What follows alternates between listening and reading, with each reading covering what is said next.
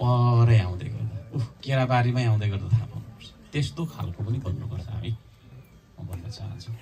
र यति भन्न चाहेँ र एकदम खुसी लागेको छ यहाँ सबैजनाले दुःख गरेर एउटा दुःखद घटना जुन भयो त्यसले क्षति गर्यो। मानवीय क्षति हुन नसके पनि धनको क्षति थुप्रो भयो।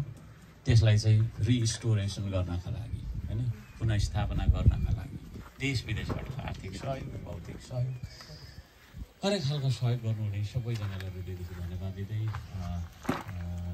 यो भनाइ अन्त्य गर्न चाहन्छु। र भोलि हाम्रो श्रमदान सुरु हुन्छ स्वस्तिका चोकदेखि नारायण चोकसम्मको ड्रेन बनाउनको लागि। त्यसको लागि पनि यहाँलाई निम्तो छ, भ्याउनु भयो भने आउनु, भ्याउनु भएन भने के भन्ने। भोलि पनि गर्मी त तर हुन्छ नै होला है, गर्मी त हुन्छ नै होला, तर गर्मी भए पनि जति सकिन्छ काम गर्नुपर्छ हामीले, त्यो पनि काम गर्ने